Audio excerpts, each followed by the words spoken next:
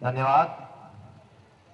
अपनी वच्चे अपना भरूच जिल्लाना लोक लाडीला सांसद मनसुखभाई वसावा उपस्थित है, साथे शिरीषभाई बंगाड़ी भरूच जिल्ला भाजपना प्रमुख। આપણે એમને તાળીઓથી આવકારીશું। सांसद मनसुखभाई वसावाने मारी नम्र विनंती कि विवेकानंद युवा विकास यात्रा विषे आप उद्बोधन करे एवी नम्र विनंती है।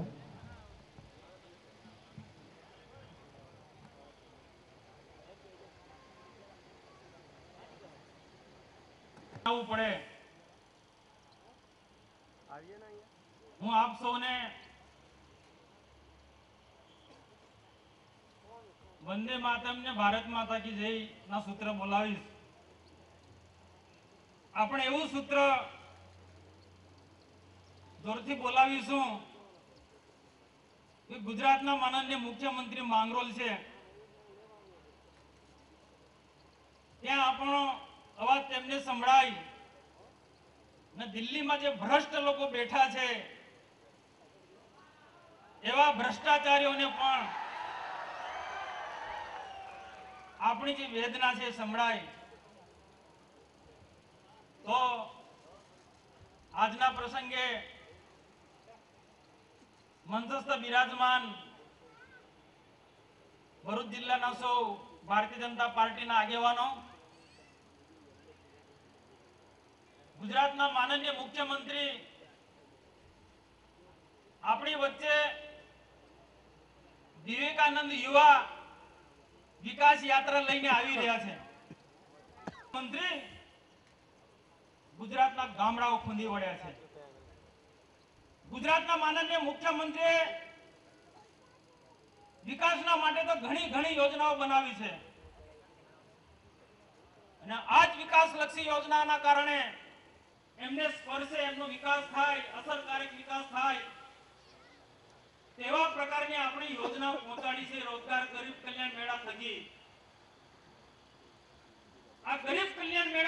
આપણે ગરીબોના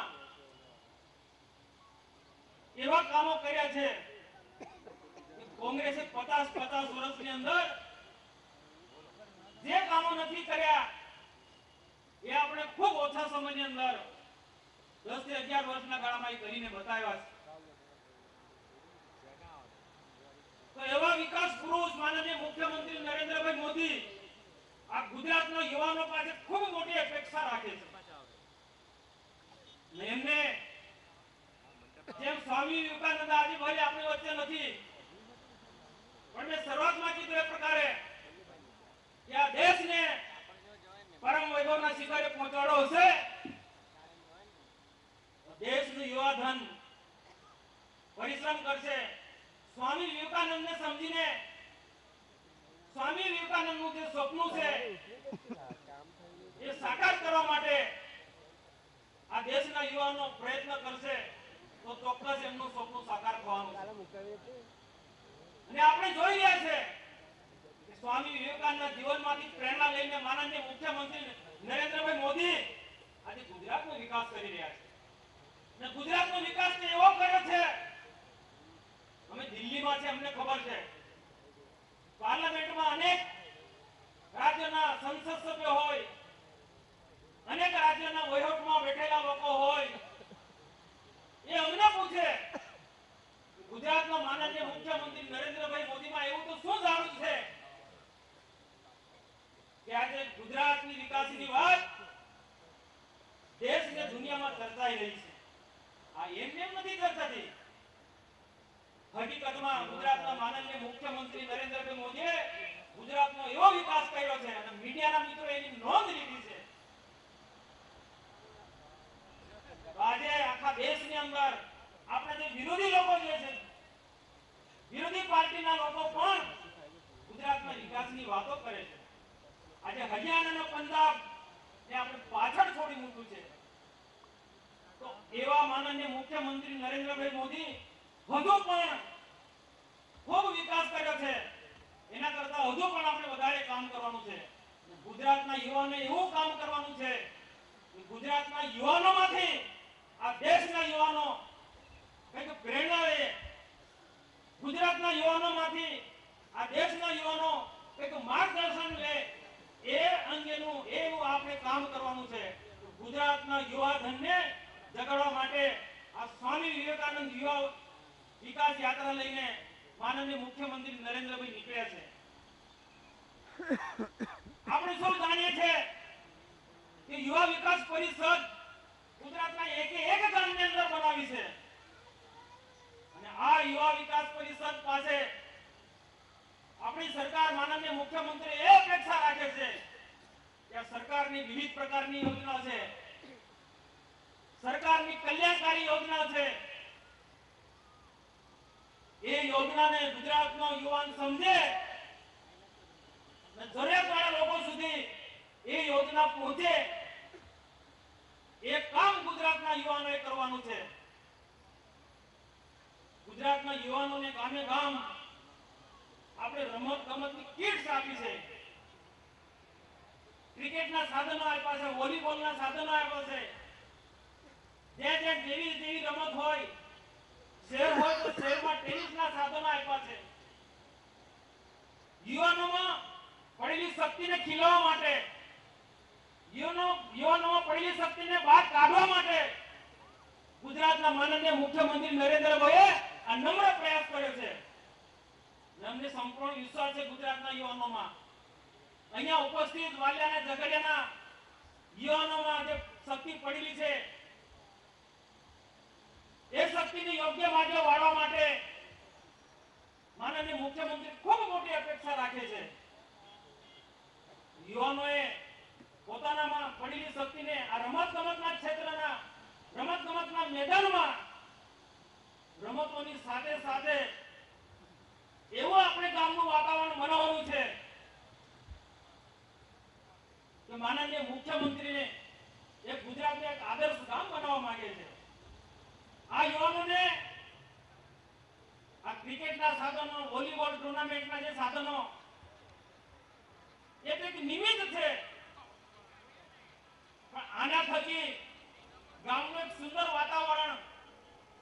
આજે ગુજરાતનું યુવાન, દેશનું યુવાન, પ્રથમ પરિસ્થિતિ નો મારે આજે ઉલ્લેખ નથી કરવો, પણ જે પ્રકારે દેશનું યુવાધન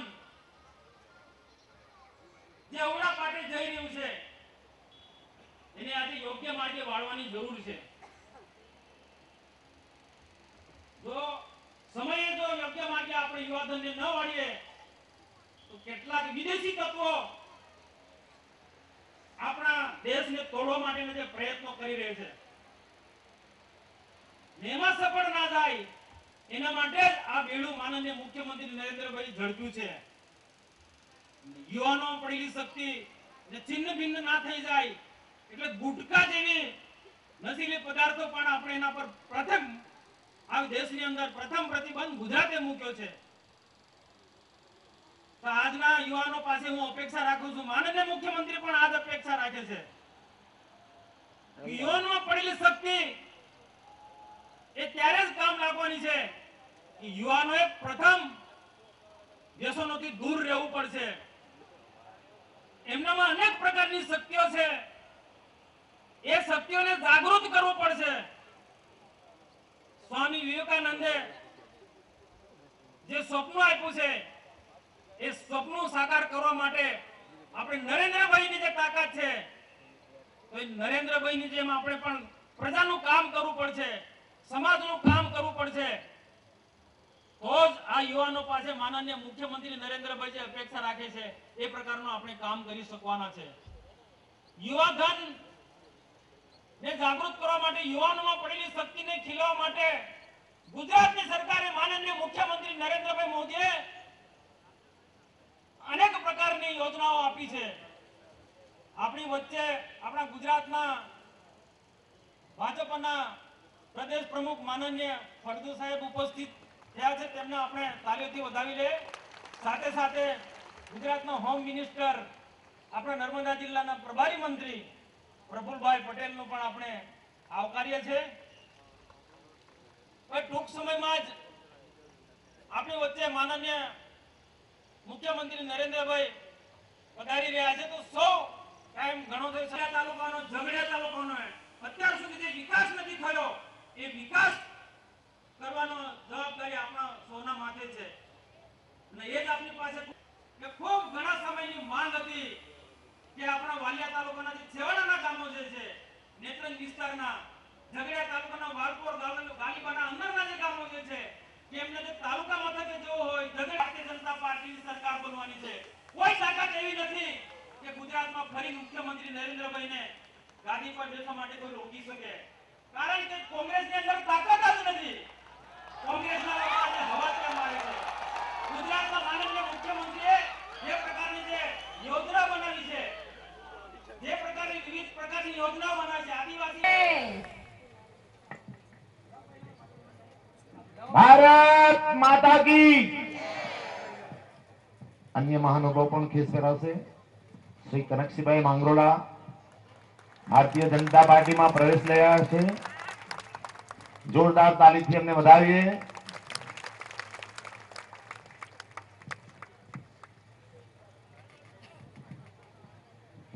આ ખેસ એક પ્રતીક છે વાલિયાની પ્રગતિ માટેનો. પ્રગતિનો પ્રારંભ થઈ રહ્યો છે. આપણે સૌ તેને તાળીઓના ગડગડાટથી વધાવીશું. ખૂબ ખૂબ અભિનંદન છે. હવે કનકસિંહભાઈ માંગરોળાને નમ્ર વિનંતી કે તેઓ આ પ્રસંગે પોતાનો પ્રતિભાવ રજૂ કરે. રાજ્યસભાના સભ્ય શ્રી ભરતસિંહ, લોકલાડીલા આપણા સાંસદ અને આદિવાસી લીડર દક્ષિણ ગુજરાતના લીડર મનસુખભાઈ વસાવા, પ્રફુલભાઈ પટેલ, રાજ્યના ગૃહમંત્રી શ્રી, કેટલાક જિલ્લાના આગેવાનો, જિલ્લા પંચાયતના પ્રમુખ શ્રી તેમજ અમારા જૂના સાથી ખુમાનસિંહ વાંસિયા સાહેબ, આજે હું ખૂબ જ આનંદની લાગણી અનુભવું છું. કે મને ભારતીય જનતા પાર્ટીએ મારી એક વિનંતીને માન આપીને મેં વિનંતી કરી છે વાલિયા તાલુકાના કોંગ્રેસ પ્રમુખ, જિલ્લા પ્રમુખ, ત્યાંથી માન્ય ભરતસિંહને મેં એક રિક્વેસ્ટ કરેલી કે મારે જ્યારે નરેન્દ્રભાઈ મોદી ગુજરાતના મુખ્યમંત્રી પણ હવે દેશની ગાદી પર જવાના છે અને આગામી વિધાનસભાની ચૂંટણીમાં યાદ રાખજો તમે મારા શબ્દો, જંગી બહુમતીથી ભારતીય જનતા પાર્ટી ચૂંટાઈ આવવાની છે અને જે પ્રમાણે કોંગ્રેસે જે દેશને વેચવાનો પ્રયત્ન કર્યો છે, દેશની જમીન, કોલસો એટલે જમીન, કુદરતી સંપત્તિ કહેવાય એને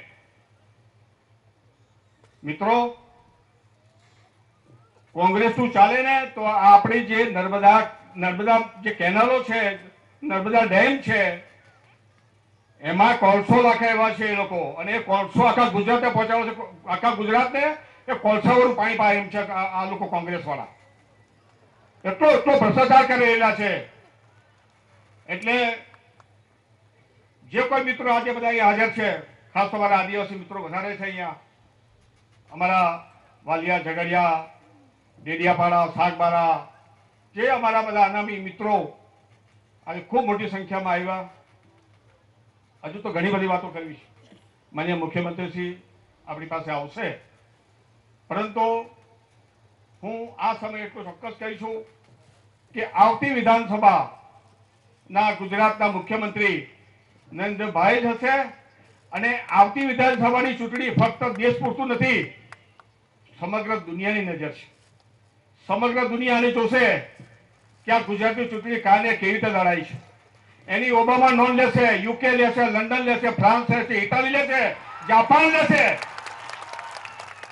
અને મિત્રો હજુ આગળ જઈને કહું કે કોંગ્રેસ વાળાને ખબર નથી કે વિવેકાનંદ કોણ હતા, એ લોકોને ખબર નથી.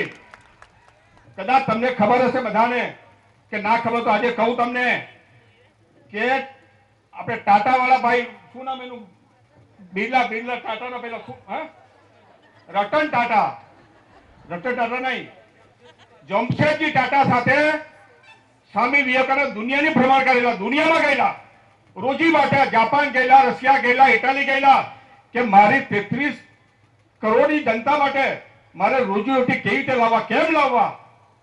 મિત્રો, એક સ્વામી વિવેકાનંદ, એમને ખબર નથી કે સ્વામી વિવેકાનંદનું ચરિત્ર શું, સાહેબની અંદર કોણ. એટલે ભાઈ હું હમણાં કઈ લખનૌ બાજુ ગયો હતો, વચમાં ચેન્નઈ ગયો હતો, જ્યાં જાવ તો અભિયાન હોય, રાજીવ ગાંધી અભિયાન, સંજય ગાંધી અભિયાન, ઇન્દિરા ગાંધી અભિયાન. એટલે ભાઈ કોઈ જગ્યાએ વિવેકાનંદ નામ લીધા નથી. કોઈ જગ્યાએ આપણા ભાઈ જે કઈ આઝાદી માટે મરી ગયા, આઝાદી માટે જયારે શહીદ આપી, એ લોકો નામ કોઈ જગ્યાએ મેં કોઈ અભિયાનમાં જોયા નથી. લોકોના રાજીવ ગાંધી અભિયાન, સંજય ગાંધી અભિયાન, આ ઉડિયાન, પેલું ઉડિયાન, અરે ભાઈ ત્યાં આપણે જીવ બને, ત્યારે આપણે જીવ બને મિત્રો કે દેશ ફક્ત એક જ પરિવારનો છે, બીજું કોઈ પરિવાર નથી આવતું. આજે આઝાદી થઈ જાય કેટલા વર્ષ થયા અને કોંગ્રેસ તો હજુ તમે એમ માનો ગુજરાતમાં 2017 તો અને 22માં 27 29 નથી આવવાનું. અહીં તો એનો નિકાલ જ છે. આ ગુજરાતની પ્રજા એ લોકોને કાઢી મૂકા છે, કદી આવવાનો નથી. દેશમાંથી આવતી 2014 પહેલા 2013માં લોકસભાની ચૂંટણી આવી જાય, એ લોકોને એવો જ આકારો મળવાનો છે કે એ લોકો કોઈ હોદ્દેદાર નથી મળવાનો. આ યાદ રાખો મારા શબ્દો અહીંથી. હવે આપણે ઘણી બધી વાતો કરી હતી, અમારા પાર્ટી પ્રમુખ વાત કરશે. હું તો લોકલ છું, આપણે દવાનો મળતો રહીશ, પણ હું છેલ્લે તમને એટલું કહું જરૂર, मैं बसाना चाहता हूं स्वर्ग धरती पर, मैं बसाना चाहता हूं स्वर्ग धरती पर जिसमें आदमी रहे बस आदमी बनकर, उस नगर की हर गली तैयार करता हूं, बस आदमी हूं, आदमी से प्यार करता हूं.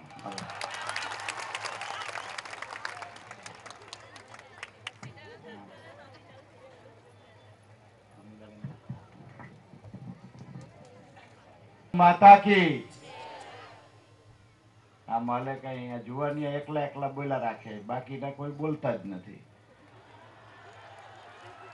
અને આપણે ભારત માતાનું નામ લઈએ છીએ અને આજે આપણી છાતી ગજગજ ફૂલાય એટલા માતાઓ બેઠા છે. ભારત માતા કી, ભારત માતા કી. અમારા કાઠિયાવાડમાં હમ દેવાની એક સિસ્ટમ છે હો. નો બોલે ને એને હમ દેવાના. અરે ભાઈઓ બહેનો, જે દેશની ધરતી આપણને પોતાના પેટ ઉપર અનાજ ઉગાડી આપણું પેટ ભરે, આપણા પરિવારજનોનું પેટ ભરે, એ આપણી માં કહેવાય. અને માનો જયઘોષ કરવામાં કંઠમાંથી પૂરા દિલથી અવાજ ન કાઢીએ ને તો પછી અવાજ બેહી જાય આપણો. અને માનું વાત્સલ્ય પછી એવું વર્ષે. એટલે બરાબર જરા નરેન્દ્રભાઈ આવી રહ્યા છે એટલે એની પેલા આમ જોઈને તો તમે બધા હવે અધીરા હશો, મને ખબર પડે 2-3 કલાક ત્યાં તમે તપશ્ચર્યા કરી રહ્યા છો. અને આપણને સૌને આપણા પ્રિય નેતાને મળવામાં, સાંભળવામાં, નજર સમીપે જોઈ અને હરખ કરવામાં જે ઉત્સાહ હોય, પણ એની તપશ્ચર્યા હવે ફળીભૂત થવાની તૈયારી છે. થોડી જ પળોમાં આપણી વચ્ચે આવવાના છીએ. પણ આપણે એવો જયઘોષ બોલાવીએ કે આ ધરતી માતા, આપણી ભારત માતા આપણી ઉપર એવી અમી દ્રષ્ટિ વરસાવે કે આ ગુજરાત છે ને એ એવું સામર્થ્યવાન બને કે દેશ અને દુનિયા ગુજરાત તરફ જે ભાવથી જોવે છે એમાં પણ ઓર ઉમેરાથી જોવે. એવો જરા જયઘોષ બોલાવી અને આપણી માતૃભૂમિ પ્રત્યેની જે શક્તિ છે, ભક્તિ છે, એ જરા કંઠમાંથી બહાર લાવીએ. ભારત માતા કી. એ જી નો બોલે ને એને ખીજડા વાળી માસીના હમ છે. ભારત માતા કી, ભારત માતા કી, ભારત માતા કી. વંદે વંદે વંદે. માફ કરજો. વાલિયાના આંગણે આપણા લાડીલા નેતા, રાજ્યના આદિવાસીઓના બેલી, રાજ્યના ગરીબોના બેલી, રાજ્યના ખેડૂતોના બેલી, એવા મજદૂરોના બેલી, નાના નાના ગરીબ અને ગુરબાઓના બેલી, વિકાસ પુરુષ જેને જગતમાં ગુજરાતનું નામ રોશન કર્યું છે એવા 56ની છાતી વાળા મુખ્યમંત્રી માન્ય શ્રી નરેન્દ્રભાઈ મોદી, આ હિન્દુસ્તાનના એક સંન્યાસી જેમને વિશ્વમાં ભારતીય સંસ્કૃતિનો ધ્વજા લહેરાવી હતી, એવા સ્વામી વિવેકાનંદજીના જીવનના ઉચ્ચ સંસ્કારોની પ્રેરણા લઈ અને ગુજરાતની આવતીકાલ એટલે ગુજરાતનું યૌવન ધન, આપણા જુવાનિયાઓ, આપણી દીકરીઓ, એને સમર્થ બનાવવા માટે સ્વામી વિવેકાનંદજીના સંસ્કારો એ આપણા જુવાનિયાઓને અને આપણી દીકરીઓના જીવનમાં ઉતરે એવા સુંદર ભાવથી સ્વામી વિવેકાનંદ યુવા વિકાસ યાત્રા લઈને થોડી જ પળોમાં આપણી વચ્ચે ઉપસ્થિત થનારા છે એવા આપણા લાડીલા મુખ્યમંત્રી શ્રી નરેન્દ્રભાઈને આપ સૌ વધાવવા માટે, એમને આવકારવા માટે ઉપસ્થિત એવી આ વિશાળ જનસંખ્યામાં આપણી વચ્ચે ઉપસ્થિત ભારતીય જનતા પાર્ટીના મહામંત્રી અને આ ઝોનના પ્રભારી, રાજ્યસભાના સાંસદ આદરણીય શ્રી ભરતસિંહજી પરમાર, અહીંના લોકપ્રિય ધારાસભ્ય ભાઈ મનસુખભાઈ વસાવા, આપણા ગુજરાત રાજ્યના ગૃહ રાજ્યમંત્રી ભાઈ પ્રફુલભાઈ પટેલ, હમણાં જ જેમને ભારતીય જનતા પાર્ટીમાં પ્રવેશ મેળવ્યો છે, પુનઃ પ્રવેશ મેળવ્યો છે, એવા આપણા પાર્ટીના જૂના સાથી આદરણીય શ્રી કનકસિંહજી માંગરોળા, અહીંના ભારતીય જનતા પાર્ટીના જિલ્લાના અધ્યક્ષ ભાઈ શિરીષભાઈ, સંગઠનના સન્માનીય હોદ્દેદારશ્રીઓ, ચૂંટાયેલા જનપ્રતિનિધિશ્રીઓ, આપ સૌ વાલિયા અને આજુબાજુના વિસ્તારમાંથી પધારેલા સન્માનીય આદરણીય વડીલો, માતાઓ, બહેનો, યુવાન દોસ્તો, પત્રકાર મિત્રો, મારી પૂર્વના વક્તાઓએ આજના પ્રસંગે કેટલીક રાજકીય, કેટલીક સામાજિક અને રાષ્ટ્રની અસ્મિતાની સંદર્ભમાં થોડી જાજી વાતો આપ સૌની સામે રાખી છે. મને બહુ જાજો સમય તો વાતો કરવાનો નહીં મળે, પણ ટૂંકામાં એટલું કહેવું છે કે એક બાજુ દેશમાં કોંગ્રેસની સરકાર ચાલી રહી છે, બીજી બાજુ ગુજરાતમાં નરેન્દ્રભાઈના નેતૃત્વમાં ભારતીય જનતા પાર્ટી ગુજરાતની સેવા કરી રહી છે. બે શાસન ચાલી રહ્યા છે. એક દિલ્હીમાં જે હાઈ પાવર સ્ટેશન છે, દેશની જનતા જેને ચૂંટીને લોકસભામાં બેસાડે છે, એવી લોકસભામાં કેન્દ્રમાં કોંગ્રેસની સરકાર ચાલે છે. એ કેવી સરકાર ચાલે છે એ આજના નાના નાના બાળકોને ખબર છે, આપણા જવાનિયાઓને ખબર છે, આપણા વૃદ્ધ માતા પિતાઓને પણ ખબર છે. હવે એ જે ધંધે ચડ્યા છે દિલ્હીમાં બેસીને, એ તો હવે એની પાસે સારી અપેક્ષા રાખી શકાય એમ નથી. કારણ આ દેશમાં 200 વર્ષ જે લોકો રાજ કરી ગયા, આવ્યા હતા વેપારના બહાના હેઠળ, પરંતુ દેશમાં જોયું કે આ દેશના ખોળા ઉપર વસનારો સમાજ એક સૂત્રતાથી રહેતો નથી, કુસંપ ભાવથી રહે છે. અને આપણી આ નબળી કડીનો દુરુપયોગ કરીને, આનો ફાયદો ઉઠાવીને આ ભારત વર્ષના ખોળા ઉપર સદીઓથી, ઋષિ મુનિઓના યુગોથી ચાલ્યો આવતો એક જીવન પ્રવાહ, એક એવો સારસ્વત સમાજ, એની ઉપર અંગ્રેજો 200 વર્ષ ચડી બેઠા. આપણી પીડા એ હતી ભાઈઓ બહેનો કે આપણે એકબીજા ખભે ખભા મિલાવીને જીવતા નહોતા. આપણે એકબીજાના કુસંપ ભાવમાં પડ્યા હતા. આપણે એકબીજાની ઈર્ષા વૃત્તિથી જોતા હતા. કોઈકનું સારું થાય તો ટાંટીઓ ચાલીને પછાડવું. આ પ્રકારની દુર્દશા સામાજિક જીવનની હતી આ રાષ્ટ્રના ખોળા ઉપર વસનારા સમૂહની. અને એનો દુરુપયોગ અંગ્રેજોએ 200 વર્ષ લીધો. આ 200 વર્ષ ભારત વર્ષનો જે રીતે દુરુપયોગ થયો, અને એમાંથી ઘણી બધી બાબતો ભારત વર્ષના ખોળા ઉપર વસનારા સમૂહને શીખવા મળી છે. હવે ભવિષ્યમાં આવી ભૂલો નથી કરવી, પણ તેમ છતાંય અંગ્રેજોની ચુંગાલમાંથી મુક્તિ મેળવવા માટે ભારત માતાના અનેક નવલોહિયા યુવાનોએ આઝાદીની એ લડતમાં લોહિયાળ ક્રાંતિ સર્જીને ભારત માતાને અંગ્રેજોની ચુંગાલમાંથી મુક્તિ અપાવવા પોતાના જીવન દીપ બુઝાવ્યા. રાષ્ટ્ર દેવડીના ચરણે આપણા જવાનિયાઓએ પોતાના ગુલાબ સરખા જીવન દીપ અર્પણ કર્યા. અને પછી આ ભારત દેશને આઝાદી મળી. પણ આપણા દુર્ભાગ્ય કે લોકશાહીની રચના થઈ, સારી વ્યવસ્થા થઈ, સારું બંધારણ આપણને પ્રાપ્ત થયું, ભવિષ્યમાં કોઈક સમર્થ રાષ્ટ્ર નિર્માણ થશે, સુવર્ણિમય નગરી નિર્માણ થશે, દુનિયા ફરીથી વિશ્વ ગુરુદેશ તરીકે ભારતને જોશે, આપણી ભાવના હતી. હવે આઝાદી આવી છે, સારી સરકાર બનશે અને આપણા ભારત વર્ષની આવનારી પેઢીઓનું જીવન છે ઉજાગર થશે, એમના જીવનમાં તરક્કી આવશે. આ બધી ભાવના આપણી હતી. પણ આ કાળમુખા કોંગ્રેસીઓએ 45 વર્ષ આ દેશની રાજગાદી ઉપર બેસી અને ભારતના વિકાસને રૂંધી નાખી છે. આજે ભારતનો માનવી એની અંદર જે બાવડામાં પડેલી અગાધ શક્તિ છે એને કામનો અધિકાર જોઈએ છે, પણ એ મળતો નથી.